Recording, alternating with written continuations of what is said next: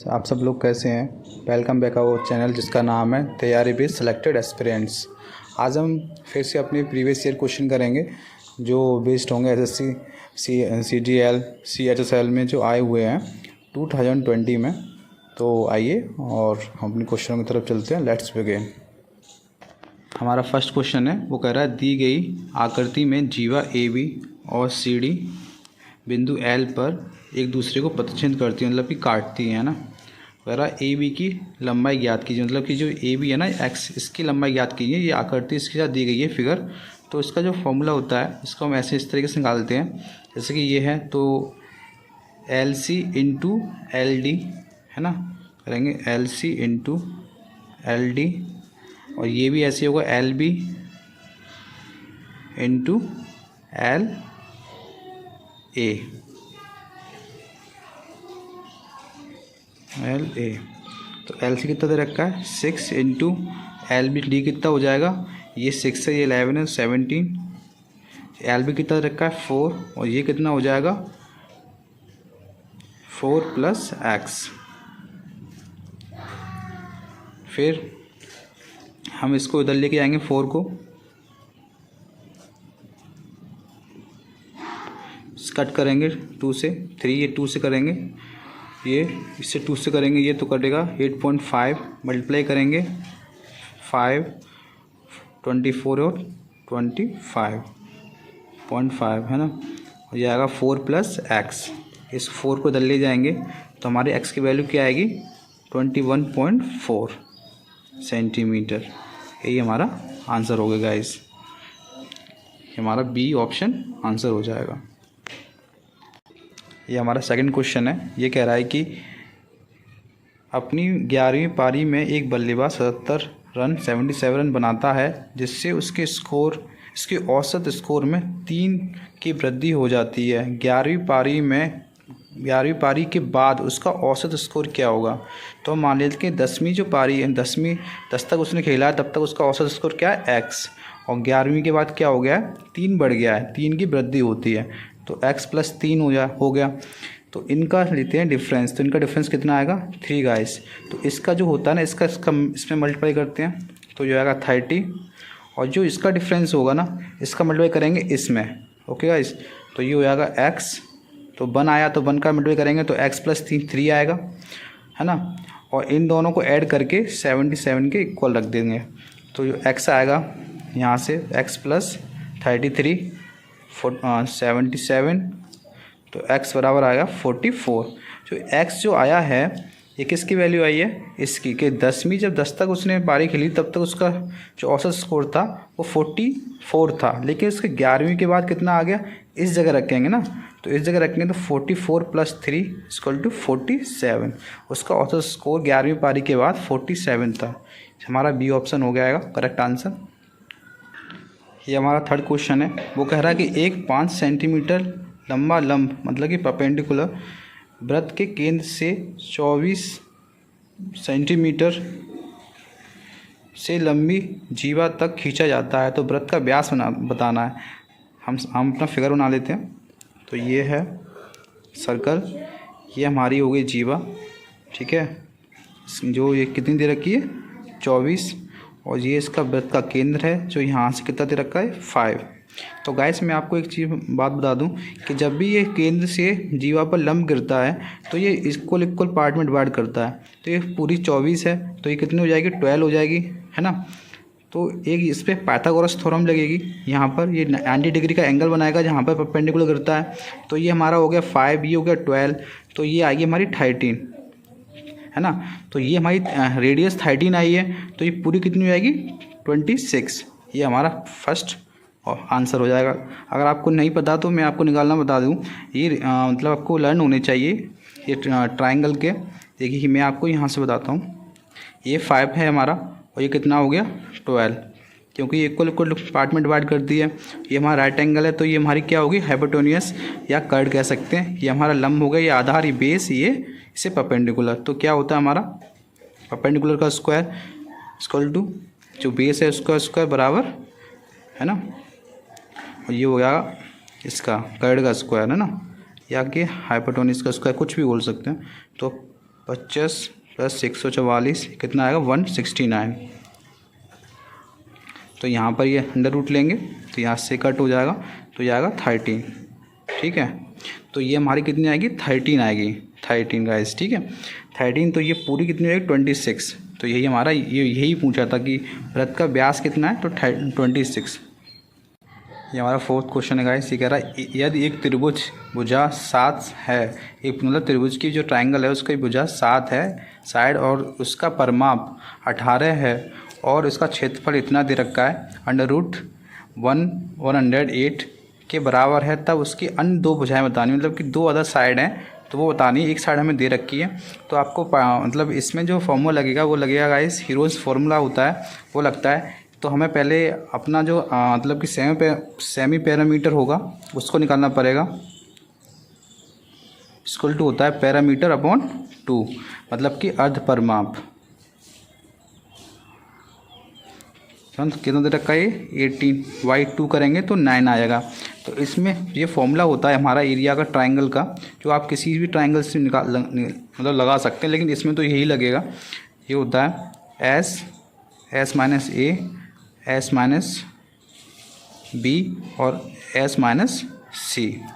तो यहाँ पर S क्या हमारा 9 है और यहाँ पर S, ये यहाँ पर एक साइड दे रखी 9 - 7 कर, ये S माइनस, अभी यहाँ पर हमें B और C पता नहीं है तो इसे B ले रहे हैं और इसे C। तो यहाँ पर जब ये 9 होगा, इसमें से 9 में 7 जाएंगे तो 2 बचेंगे। ठीक है, तो ये आएगा 18 और ये कितना है C - B और S - C। गाइस आपको एक ये है कि इसका जो आंसर दे रखा है कितना दे रखा है 108 है ना, 108 के इक्वल दे रखा है इसका एरिया। तो अगर 18 में हम किसका मल्टीप्लाई करें कि 108 आएगा, तो 18 6 होते हैं 108। ठीक है गाइस, तो इसका मतलब कि यहाँ पर कोई ऐसी डिजिट आएंगी जो 6 का मल्टीपल होगा, मतलब कि 2 या 3 होगा, मतलब कि 2 आएगा या 3 आएगा या फिर आएगा 6 × 1। तो ये अब ऑप्शन से आप करोगे तो बेस्ट होगा। अगर आप ऐसे इस तरीके से करेंगे तो ये काफ़ी लेंथी हो जाएगा क्वेश्चन करने में। तो यहाँ पर अगर मैं पहला ही ऑप्शन उठाऊँगा ना तो यही सेटिस्फेक्शन करेगा। अगर यहाँ देखिए, अगर मैं 9 में से, मतलब कि 9 में से और मैं 3 माइनस करूँगा तो कितने बचेंगे हमारे 6, और अगर और 9 में से और अगर मैं 8 माइनस करूँगा तो कितना बचेगा 1। तो अगर मैं यहाँ पर 6 × 1 ले लूँगा तो कितना हो जाएगा 108। तो इसका मतलब यही हमारा ऑप्शन करेक्ट है। और अगर आप दूसरे कोई ऑप्शन को रखोगे तो आप वो सेटिस्फेक्शन करेगा ही नहीं, क्योंकि आप यहाँ पर रखेंगे, मान लीजिए कि 7 को लेंगे तो 9 में से अगर 7 माइनस करोगे 2 आएगा, फिर 9 में से ये माइनस करोगे 4 माइनस करोगे तो कितना आएगा 5 आएगा, तो 10 बन रहा है। तो 10 × 18 कितना हो जाएगा 180 हो जाएगा। तो ये तो गलत हो जाएगा ना, तो इसलिए हम ऐसे ऑप्शन लेंगे जो 9 में से माइनस करने के बाद दोनों का इंटू करने पर 6 आ रहा हो। तो यही ऑप्शन जो है वो देगा answer. Okay guys, I hope आप समझ गए होंगे। अगर आपको कुछ समझ नहीं आया हो तो आप प्लीज़ मतलब कि क्वेरी किया कीजिए, पूछा कीजिए, तो मैं आपको इसकी वीडियो दोबारा बनाकर आपको सेंड करूँगा अच्छे से। ये अनदर क्वेश्चन है हमारा, वो कह रहा है कि एक समद्विबाहु समकोण त्रिभुज का क्षेत्रफल दे रखा है 121 सेंटीमीटर स्क्वायर, तो इसका कट बताना है, मतलब कि हाइपोटेन्यूज बतानी है ऐसा है ना। तो यहाँ पर हम ये देखिए ना, समद्विबाहु मतलब कि इसकी दो जो भुजाएं ना बराबर हैं, तो इसका एक रेशियो होता है ट्रिग्नोमेट्री में, वो होता है 1/√2। अगर इस मेथड से आप करेंगे ना तो गाइस बहुत ही इजीली और बहुत ही फास्ट और मतलब जल्दी हो जाएगा क्वेश्चन आपको। और इसी तरीके से आपको एग्जाम में भी करने होते हैं। तो हम इसको x मान ले रहे हैं और इसको x, ठीक है, और इसको ये। तो इसका जो मतलब कि एरिया निकालने का फॉर्मूला क्या होता है 1/2 बेस का x, और ये हमारी जो है परपेंडिकुलर है वो भी x, और एरिया क्या दे रखा है 121। तो 2 को इधर ले जाएंगे तो ये हो जाएगा x² 121 इंटू 2, एक्स की वैल्यू निकालेंगे तो √121 इंटू 2, तो इसका तो 11 हो जाएगा क्योंकि ये 11 का स्क्वायर होता है और ये √2 रह जाएगा ना, तो 11 2 एक्स की वैल्यू आ गई है ना। तो हाइपोटेन्यूज अब इसी को यहाँ पर रख देंगे एक्स को, तो क्या हो जाएगा √2, तो एक्स की जगह रखेंगे है ना 2, तो √2 इंटू √2 इक्वल टू कितना हो जाएगा 2, तो 11 इंटू 2 22, यही हमारा आंसर आ गया, ये ऑप्शन सी। ओके गाइस, अब हम अपने 6 क्वेश्चन पे आते हैं। ये कह रहा है कि cos x theta plus cot theta equal to 2 दे रखा है, तो sin थीटा की वैल्यू निकालनी है।